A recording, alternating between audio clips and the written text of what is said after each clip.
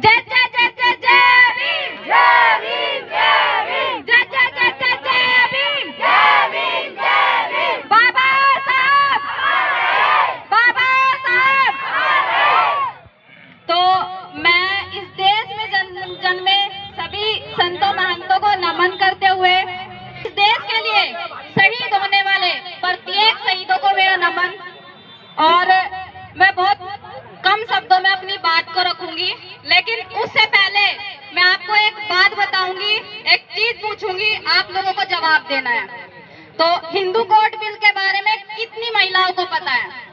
अपना हाथ उठाओ। हिंदू कोड बिल क्या है? किसी भाई को पता है कि हिंदू कोड बिल क्या है? मेरी बहनों, ये अच्छी बात नहीं आपकी। बाबा साहब का, जैसे हमारे भाई ने कहा कि झंडा और तस्वीर और जय भीम नारा लगाने से कुछ नहीं होने का, जो कुछ होगा शिक्षा से होगा। हिंदू कोड बिल एक ऐसा बिल पास हुआ था भारत के अंदर जिसमें महिलाओं को समान अधिकार, दिखे सामने ना दिखे गिर जाए चाहे, लेकिन उसे इजाजत नहीं थी कि वो अपनी मर्जी से एक कदम रख सके।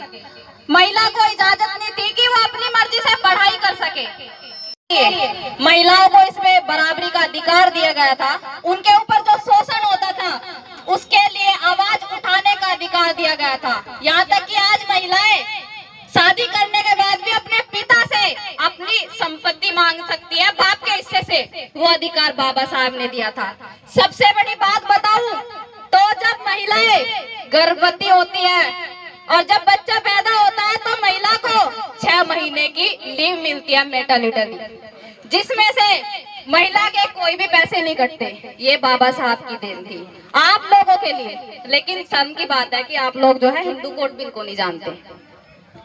जब अगली बार मैं आऊं तो हिंदू कोड बिल के बारे में सवाल जरूर पूछूंगी। और प्रत्येक महिला को ये पता होना चाहिए कि बाबा साहब ने जो अधिकार आपको दिए थे वे हिंदू कोड बिल के दिए थे।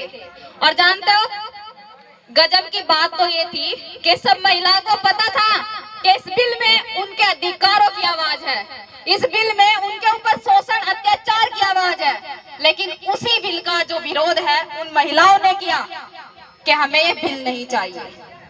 कुछ मनुवादी सोच व्यक्तियों ने उन महिलाओं का जो माइंड है वो अलग ही चीजों में लगा दिया कि ये जो बिल अगर पास होता है तो इस देश की जो महिलाएं हैं वो हमारे ऊपर राज करेगी, तो इस बिल को है हम लागू नहीं होने देंगे।